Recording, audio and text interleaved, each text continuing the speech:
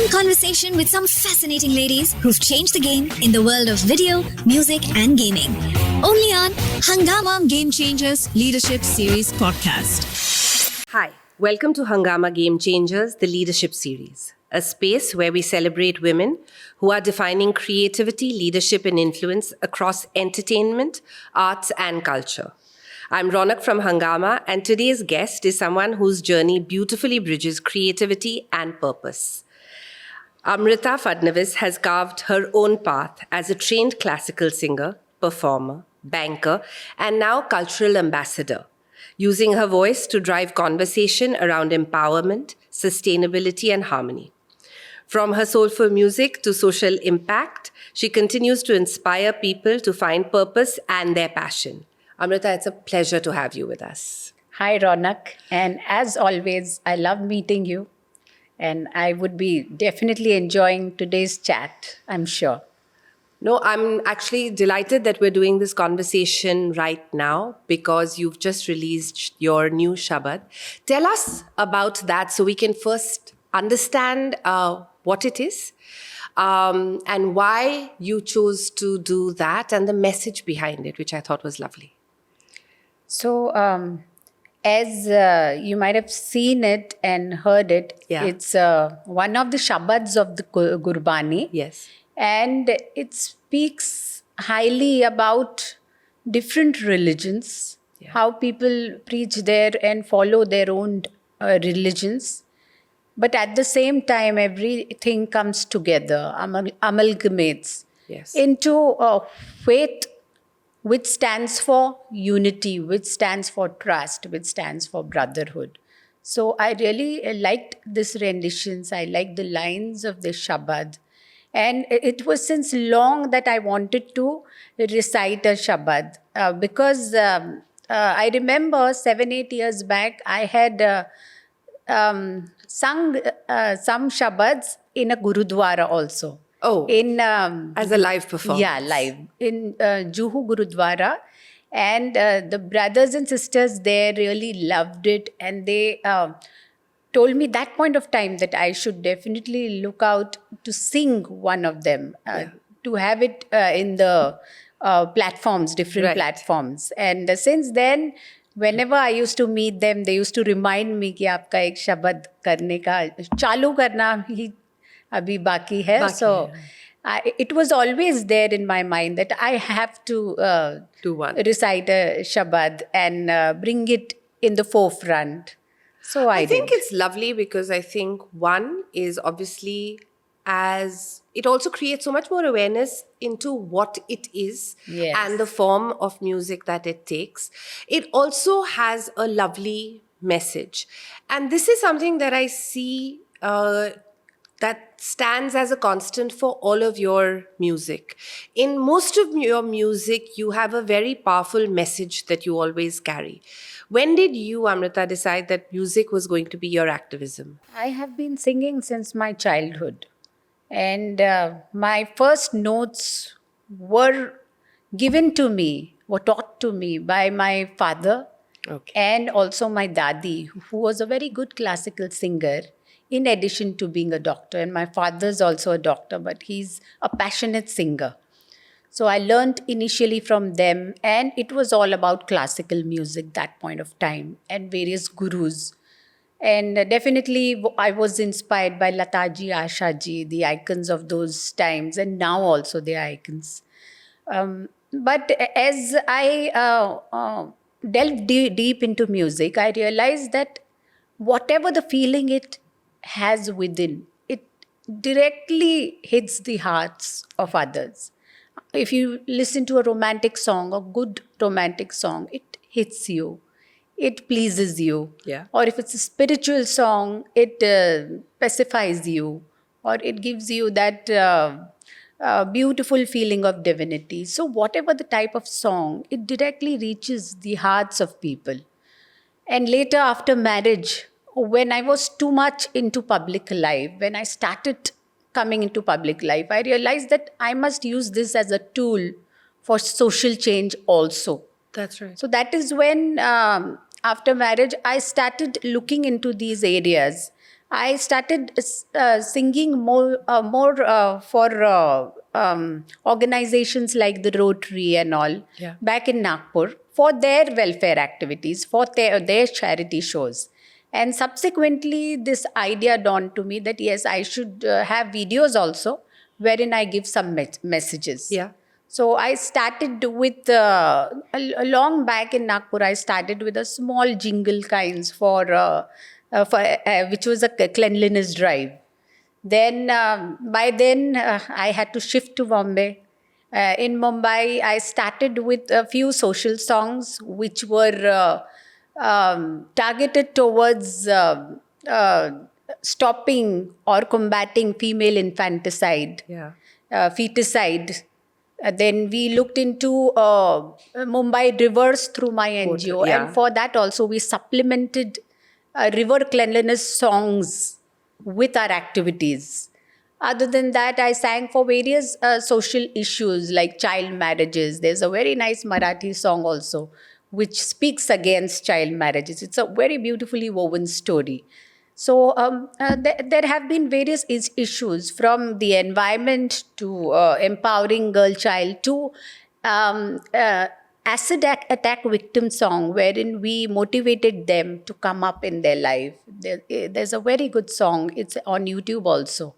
And likewise, wherever I could find an opportunity to convey to people some kind of message which is good for society as a whole, I started doing. And that's how that was one part of my music which gave me the utmost satisfaction. So that was carrying a social message, which I tried my best to do.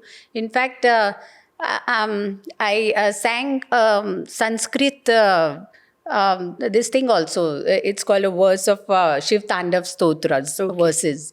That was taken well. Yes. Then I sang a Banjara song in their Banjara language. That was loved by the Banjara community. And now this comes for my Sikh brothers and sisters. No, I think it's wonderful the way you're using music in a way that only culture can kind of cross so many lines and boundaries and still bring people together. And I think actually over the years that I have been watching you speak, I have been watching you release your music. I really do think that in the beginning it seemed that you were still figuring this out, but I think it's all coming together into this greater vision. Tell me, Amrita, you also carry the weight of being the de facto first lady of the state, right? And what do you think from your point of view, from a woman's point of view, a woman who's seeing how cultural change happen on a daily basis? What do you think would be the key areas of change that you would like to focus your energies on over the next couple of years? So personally, through my social activities, through my NGOs, what I'm focusing is currently on, our mission is village development. Second is women empowerment. How to bring about this change is giving women skilling opportunities, job opportunities. terrific. So we have skilling classes also for women and street children also, street grown-up children I above 80. remember you also work with children and you have a music... And that's another part of our work, which is called Mitti Ke Sitare, wherein Yes. underprivileged children are given a platform to learn, to hone themselves, and also to perform. singing. Yeah. Yeah. To sing and perform and actually hone themselves in a 360 degrees view. But we teach them soft skills, we teach them yoga and exercises, we teach them how to develop confidence through personality development classes, and also music going together with it. So it's a whole package, which I think, so these children are learning since 7-8 years. They are now performing in programs, some small, big programs, even my own programs I call them for. And I think so in the coming days, they are going to be really confident professionals. No, also I think it gives purpose, right? Yeah. You and I were talking and you were like, I'm not a leader in entertainment. But the reality is your leadership style is to inspire a lot of, I think, energy into these spaces, and you're using music so effectively to do that. As somebody who's also at the sort of point where you're very closely watching culture at a much more grassroots level than a lot of people even get to see. How do you think that entertainment and music can affect cultural change? In fact, I feel music is a soft power. Yeah. Whatever you convey through music, as I said, it really hits hard at the places where it should. So I think so. When we talk about culture, it is our way of life. Yeah. It's been since years. Every religion has its own culture. And we also have a culture of our country, which is vibrant. And culture comes from our festivals, it comes from our way of life, it comes from our thinking. Can this all be brought together and showcased to the newer generation in a newer way which appeals to them, wherein they find pride in it? So, as I say, that there are certain songs, the yesteryear songs, if presented in a new packet, in a new packaging, Yeah. the youngsters are loving these songs. Yes, they but are. why are we only playing with those numbers, those Aaj Ki Raat kind of numbers, Right. which are now accepted, older songs accepted now, as they call usko, ye kehte hain Remix. usko. हाँ, remix करके, they are like dance fun songs. Yeah. We can do the same with other kind of activities also. Like you said, culture. Yeah. Our culture gets forgotten over a period of time. But the core of culture, when showcased through music and beautiful, relevant music, it really appeals to the younger generation. They can then relate in their own way with their own roots. So it's a big tool for social change, I think so. Music can actually change thought processes, it can change lives, it can change all the outlook which you have, and the inspired outlook. It can take you back to your roots. So there is this song which a young girl has sung, Hare Hare Shambhu Deva Yes. Mahadeva. She's sung it on newer beats, and it is appealing to this generation so much. They are listening to it. So You know, I was at the Kumbh earlier this year and I heard it everywhere. yeah, right.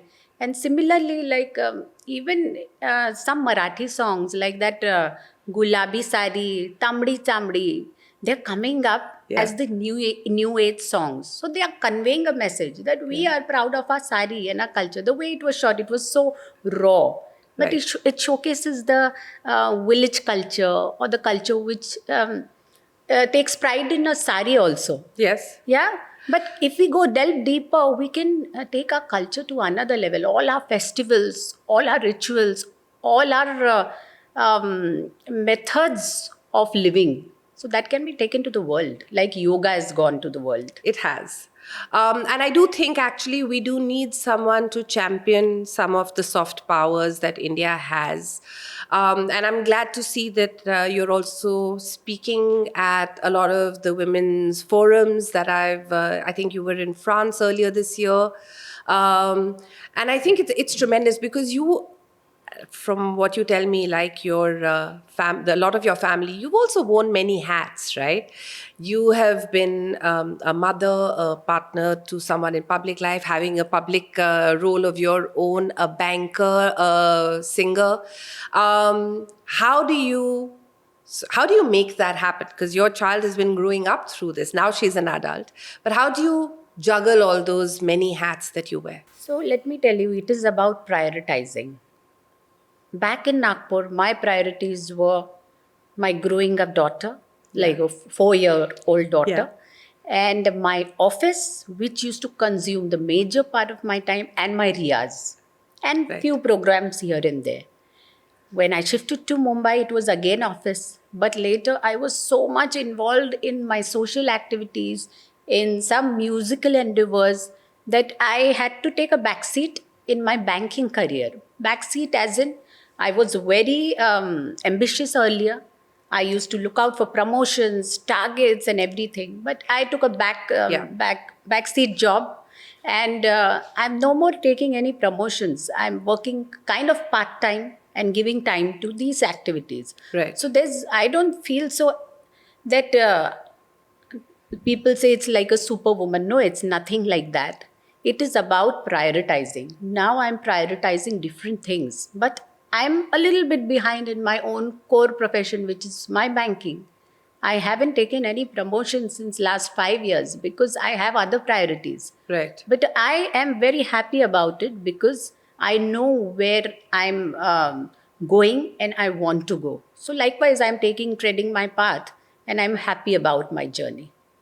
So I you think have to actually lose a that's- little bit somewhere, gain Yeah. a little bit somewhere, feel a little bit guilty somewhere, as in you're not with your daughter in some major turning points. Moment. But then you feel good that, oh, you are here. So what is your priority? You have to decide that, and you are out there. I think that's actually so important because I think as women come out and make their mark in the workplace, the pressure to be perfect also at home and then to be perfect also at work and then be the hostess with the mostess and also be the requirement to be perfect is so heavy and sits very heavy on a lot of shoulders.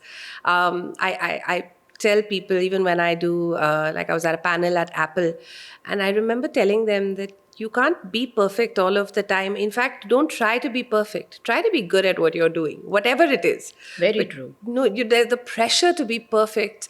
Even when I hear it from, sometimes, and it's an affectionate spouse who'll be like, oh, my wife, she's the best daughter-in-law and the best mom and the best wife. And I keep thinking, you cannot imagine the pressure. Yeah, absolutely. And I feel that whenever a woman from a household goes out and achieves something, it is because of other women standing behind her. Yeah. Your mother in law, your Yeah. caretaker, your own daughter, Yes. they play major roles. They say, go out, we'll take care. Then only you can do that. One of the things that you said recently in an interview, Amrita, was that being conventional is comfortable. It's just not your calling.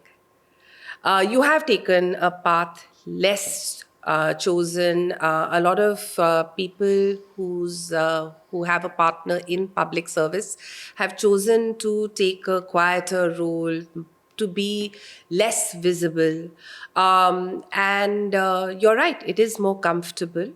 And yet you're being able to make a change in your own way. Has it been hard? For me, it has not been hard because I've always stayed what I have always been. So back in my earlier days in Nagpur, if I remember those days, I was always out doing my bit in my profession, meeting people, doing my bit in my musical field. At the same time, how much soever I could take care of my house with the help of my mother-in-law and some people around, I did. So, only thing is, I did not change after becoming the wife of Chief Minister of Maharashtra. Right. And I continued my lifestyle as it was. I continued my job. I continued my music. And maybe people felt that this was something out of the box or different. But for me, it was a normal. Unexpected. Yeah. For me, it was a normal. Was there pressure to conform? Yeah, there was. In fact, people have asked me on the face कि आप साड़ी क्यों नहीं पहनते, पल्लू क्यों नहीं लेते and all. I had to explain them. First of all, there's a generational gap Yeah. from the ladies whom they used to compare me with. And secondly, I believe in being one among the people and like the people. And that's how I am. I'm like any other woman or girl of today. Any other girl who aspires to do her best, to come out with her best. I'm the same way. At the same time, I have my social responsibilities in my mind. I have an awareness of that, and I take care of this side, that because of Devenji, whatever power, little power I have, I use it only for the good of people. Yes, I've noticed that you're very careful also, around with, the power component that comes in with that. Amrita, do you feel like there's always a lot of conversation whenever you participate in anything? It brings a lot of awareness, it brings a lot of publicity, because of course, why not? You're the chief minister's wife. You are this person that you are. It also seems to bring a lot of other attention on many other aspects of, your choices. It could be a fashion choice. It could be. Do you feel like that stops you from being who you would naturally like to be, or you're able to put it aside in a box and then kind of carry on, even when you hear, a lot of the feedback that comes in, and everybody seems to have an opinion, right? Because of social. So finally, where we are today, we are here because of people. Yeah. I always thank the people who have got Devinji to the position he's in, within the party also, and the people in general. So yes, their thought process matters to me. Not that I get jittered ever, but if I feel that yes, this needs to be respected. Like I'm mostly in saris with Devendraji. I'm mostly traditional with Devendraji, or any religious events, government events I have to attend. That is a must for me. Secondly, wherever people feel that, like for instance, I was there for some public programs and they thought my attire was not good enough. I took note of that. I took note of that. I may not repeat that in those kind of public functions, but personally, if I have to be myself and I know what my goal is in terms of social activism, Right. I will not take into account what others are thinking when the goal is right, and when the goal is towards public welfare. For my public welfare activities, I would not change my goal. But if something is coming in between that goal and me, some small silly things like a dressing or anything, I will change that. I don't I have also any issue. find that it's only, I don't know whether it's gendered, this kind of commentary. It would not be what somebody else is wearing when they're participating in something for public service, performing with a great social message of change. Yeah. I do feel like it's gendered sometimes, because I feel like nobody's commenting on what a guy is wearing when they're doing any of these things. Yeah. It's not even an issue. Yeah, it's never an issue. If I was only Amruta Fadnavis doing those particular activities, I would not have cared at all. But now, since I'm the wife of the Chief Minister of Maharashtra, Absolutely. and a lot of people have eyes on me, then I take it with a pinch of salt, because I have to consider opinions of people who matter.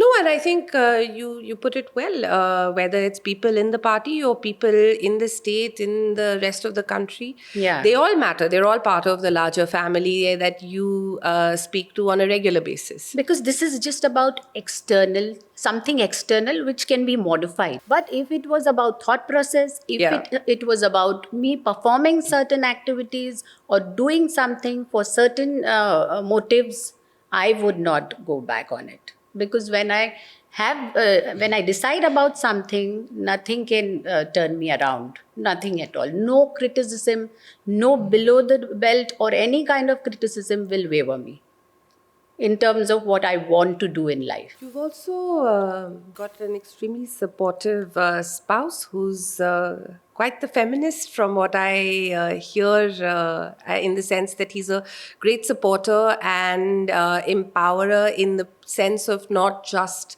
women in general, but also in terms of thought process and that freedom at home.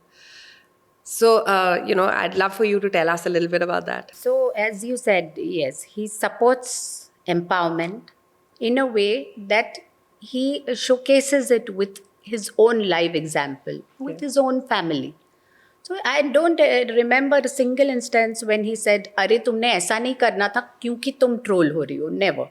Neither he dictates that you should be in a certain way, because he knows I'm a woman with a mind. Yeah. And I have my own experiences. I have my own aspirations. And he knows me in and out what kind of a woman I am. So I think so, not just me, he would support any woman who has goals to excel in life. He would support any and every woman, I think so. So That's exactly the kind he of understands thinking we need individuality from our younger leadership, really. I'm a big fan for that one reason as well. You have a young daughter. You've been a role model in whatever way every mum is. What do you hope that she will take forward from what she's seen watching you? So I think so. My daughter is a born orator. She loves to be in debates and MUNs in her school, and that comes from her father. That comes naturally from her father. But with her observation, what she's learned from us, I can pinpoint a few things. First of all, an awareness within herself for the environment. She is very emotional about environmental issues and likes to pick them up within the school or at her own premises. She likes to be environment friendly, and she connects to different NGOs also for safety of animals and safety of any being which cannot speak for itself. Right. So that is her natural liking. And from her father, she has learned a lot about patience. She's having tremendous amount of patience since this age, and she's become spiritual since earlier years. She's already is a Krishna bhakt. She does a meditation daily that comes from her father, and from me, I can say she has the go-getter attitude. If she decides on something, she's just bang behind it till she achieves her desires. That's a wonderful thing for her to have taken from you. Lovely things to have taken from her father as well. But what a lovely spirit to have imbibed from you. Amrita, what's next? Next, I have a romantic Hindi song coming up. Then there's a song on 4th century Shivaji Maharaj, which is in Marathi. Oh, nice. But we are doing it in a big way. Other than that, on 22nd of November, we have a very beautiful program curated in order to pay tributes to the 26/11 terror attack victims of Yes. Mumbai and also Pahalgam attack victims. So this is at Gateway of India on 22nd November, and I would definitely invite you and like to have you I'd there. love to be there, and I think everybody will want to tune in and watch. So you're doing the performance against the backdrop of the Gateway? So there are a lot of performances, patriotic performances, and there are people coming in to give showcase their views. Right. And I would also perform a little bit and speak to the audience. So it's a nicely curated program. It's a beautiful, warm program. I look forward to it. And thank you so much for not just the time you've given today, Amrita, but also for the encouragement you've given us before for the Women Game Changers. I think in entertainment, we need more women who inspire confidence in the career itself, but also I think in the impact it can make. And thank you for doing just that. Thank you, Raunaq. I missed one point. What's coming next? And Right. can I add up that We'll point? edit it in So- later. Yeah.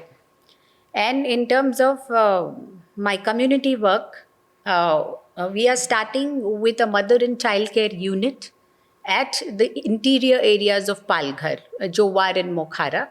So Okay. they will provide free hospital services for especially women and children who are suffering from malnutrition and women who conceive and are expecting some treatments for them. And we have general treatments also for the tribals and villagers there. That's a fantastic, I think, job. In fact, we've also been working with an NGO that does just this: the reminder to start helping the nutrition of the baby while the baby's still in the mother's tummy is so important, because we do tend to forget to look after ourselves. We're the chief medical officers of everybody else in the house, but we don't look after ourselves. And I think that's a great space to not just aid women in their medical space, but also remind them that it's important. Yes, absolutely. In fact, I feel sad when I think of this fact that Palghar, smaller villages in Palghar are just 4 hours away from Mumbai. Yeah. Still, there is lack of medical facilities. Yeah. Although government hospitals are also coming up now, but we need private participation also. That would help to completely combat malnutrition and death due to malnutrition, which is still rampant in the interiors of Palghar. Yeah, I think, as we stride into an economic era of, no, if not plenty, but a much more aggressive, positive, large economy, I think it's important that everyone sees the impact of that and everyone sees the benefits of this, growing India. Definitely. Thank you very much for having us over to your house, and thank you for your time. Thank you, Raunaq. It was lovely talking to you, and let's catch up soon again. Yes, we'll do that. Thank you. In conversation with some fascinating ladies who've changed the game in the world of video, music, and gaming. Only on Hungama Game Changers Leadership Series podcast.